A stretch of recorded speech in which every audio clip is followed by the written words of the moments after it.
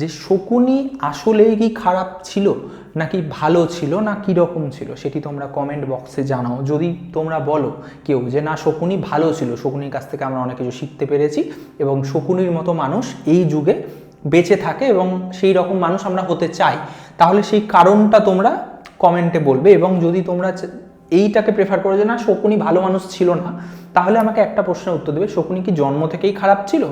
কুরুক্ষেত্র বা সেই সম্পূর্ণ মহাভারতের যে যুদ্ধটি, সেই মহাভারতের গল্পে আমরা যে যুদ্ধটি দেখতে পাই সেটি শুধুমাত্র বাহুবলের যুদ্ধ ছিল না, সেটি কিন্তু মানসিক যুদ্ধ ছিল, একটি বিশাল বড় মানসিক যুদ্ধ। যেই কারণে অনেকে আবার বলে যে নিজের বাড়িতে মহাভারত রেখো না, যদিও গীতা অনেকের বাড়িতে থাকে। আচ্ছা, আমরা সবাই মহাভারতের গল্প পড়েছি তো। মহাভারতে ভীমকে সবাই ভয় করত, অর্জুনকে সম্মান করত, আবার কর্ণকে কেউ কিন্তু অবহেলা করার সাহস পেত না, সাহস পায়নি কোনোদিন। কিন্তু একজন মানুষ ছিল যার কাছে কোনো রকম কোনো শারীরিক শক্তি বা কোনো অস্ত্র না থেকেও সমস্ত মহাভারতের গল্পে যুদ্ধে আগুন কিন্তু সেই একটি মানুষই জ্বালিয়েছিল। সেই মানুষটির হাতে কোনো তলোয়ার ছিল না, সেই মানুষটির হাতে কোনো রকম কোনো ঐশ্বরিক শক্তিও ছিল না, কিন্তু সেই কুরুক্ষেত্রের যুদ্ধে আগুন কিন্তু সেই মানুষ একাই জ্বালিয়েছিল এবং পুরো খেলাটি সে খেলে গিয়েছিল। তোমরা সবাই জানো আমি কার কথা বলছি, সে হলো শকুনি। তো মহাভারতের গল্পে শকুনির মধ্যে এমন কি ছিল যে যেটি আমাদের এই যুগেও বেশ কিছু মানুষের মধ্যে থাকে এবং সেইখানে খারাপ ভালোর দিকটা না হয় আমরা পরে আসছি, কিন্তু সেখান থেকে আমরা কিছু শিখতে পারবো নাকি, বা সেই ধরনের মানুষের থেকে যাতে আমরা দূরে থাকতে পারি, তাই সেই শারীরিক বা সেই মানসিক আচরণগুলো থেকে আমাদেরকে আগে থেকেই বুঝে নিতে হবে যে এই ধরনের মানুষ থেকে যাতে আমরা দূরে থাকতে পারি। তো আজকের এই এপিসোডে আমরা জেনে নেব যে মহাভারতের শকুনির কাছে শারীরিক শক্তি না থেকেও সে কিভাবে পুরো খেলাটি প্রথম থেকে শেষ অবধি খেলে গিয়েছে। বেশিরভাগ মানুষ আমরা ভাবি যে হয়তো শারীরিক শক্তিটাই সব কিছু, মানসিক শক্তিটার কোনো দাম নেই, এবং শারীরিক শক্তি যার কাছে থাকে সে কিন্তু প্রচণ্ড শক্তিশালী এবং শারীরিক শক্তি ছাড়া আর কিছু হয় না, এটা আমরা ভাবি, যেটি আমার মনে হয় ভুল। কারণ মানসিক শক্তির একটি দাম ইতিহাস থেকে শুরু করে বাস্তব জীবন, এখনকার জীবনে একই রকমভাবেই রয়ে গিয়েছে। সেখানে আমরা দেখতে পাই যে স্ট্র্যাটেজি প্রপার আমরা যদি প্ল্যানিং করে এগোই, তাহলে কিন্তু আমরা দ্রুতগতি সম্পন্ন একটি মানুষকেও আমরা সেই মানুষের থেকেও এগিয়ে যেতে পারি। একই রকমভাবে ইনফরমেশন বা তথ্য দ্বন্দ্বকে শেষ করে দিতে পারে, মানে ইনফরমেশন ডিফিটস ভায়োলেন্স একটি কথা রয়েছে। তো তথ্য যদি সঠিক থাকে তাহলে যে কোনো রকম দ্বন্দ্ব শেষ হয়ে যায়। আবার অনেক সময় মাইন্ড ডিফিটস মাসলস, আমরা এই কথাটি শুনে থাকি, অর্থাৎ ব্রেন দিয়ে কিন্তু আমরা বাহুবল হারিয়ে দিতে পারি। যদি এক্সাম্পল আমরা দেখতে চাই তাহলে গোটা ইতিহাস জুড়ে আমরা কিন্তু চাণক্য থেকে শুরু করে নিকোলো মেকিয়াভেলি থেকে শুরু করে আমরা আরও বিভিন্ন রকম ক্যারেক্টার দেখতে পাবো যাদের মধ্যে এই ধরনের এক্সাম্পল আমরা দেখতে পাই। এনশিয়েন্ট চায়নার মিলিটারি জেনারেল সুনজুও কিন্তু, সুনজু যার একটি বই নিয়ে আমি এর আগে আলোচনা করেছিলাম, দি আর্ট অফ ওয়ার, এই যে এই বইটি আমি এটাকে দেখিয়েছি, এই বইটি যার লেখা সুনজু, উনিও কিন্তু খুব ভালোভাবে সেই বুদ্ধিটিকে ইউজ করেছে, সেই বুদ্ধিটিকে অ্যাপ্লাই করেছে নিজের জীবনে। যে কোনো রকম যুদ্ধ একটি বিষয় নিয়ে হয় না, যুদ্ধ হয় মানুষের যে ষড়রিপু থাকে মানুষের মধ্যে, কাম, ক্রোধ, লোভ, মোহ, মদ, মাৎসর্য। আবার ইংরেজিতে দেখতে গেলে 7 ডেডলি সিনস। একই রকমভাবে তিবেতিয়ান যদি আমরা কালচারে দেখি, সেখানে দেখবো যে 3টি রিপু রয়েছে বা 3টি দোষ রয়েছে। তো মানুষের মধ্যে যে দোষগুলো রয়েছে এগুলোর জন্যেই কিন্তু মানুষের সাথে মানুষের যুদ্ধ তৈরি হয়। শকুনি সব থেকে প্রথমে এই বিষয়টি খুব ভালো মতো বুঝতে পেরেছিল, যে সে খুব ভালো মতো বুঝেছিল যে উইকনেসগুলো কি কি এবং কিভাবে সেই উইকনেসগুলোকে বা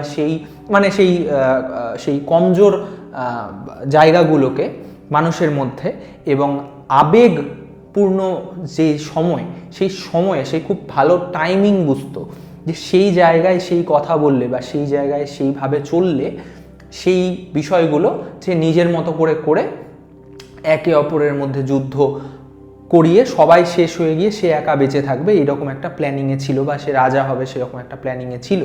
তো সেই কারণে সে কিন্তু গেমটিকে খুব ভালো মতোভাবে পরিচালনা করেছিল, একটা ডিরেক্টরের, ফিল্ম ডিরেক্টরের মতো।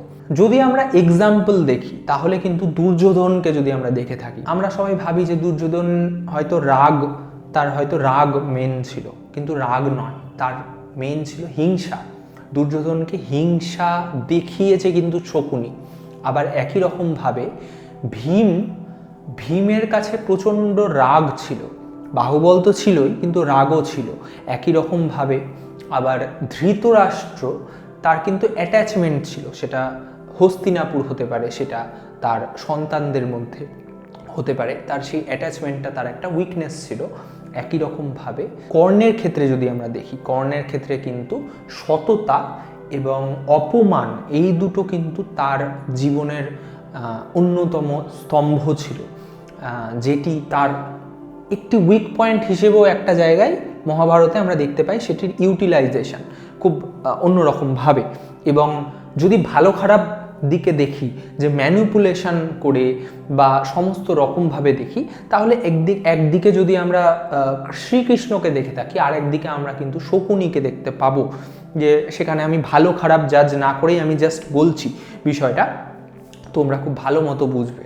মহাভারতে শকুনির কাছে 4টে খুবই গুরুত্বপূর্ণ অস্ত্র ছিল।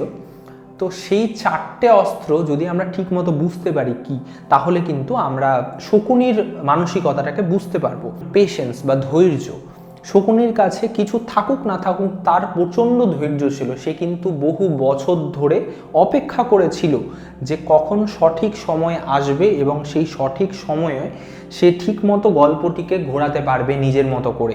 এখনকার মানুষের মধ্যে ধৈর্য 2 সপ্তাহও থাকে না, কিন্তু শকুনি কিন্তু বছরের পর বছর অপেক্ষা করে ধৈর্য রেখে ঠিকঠাকভাবে ছিল।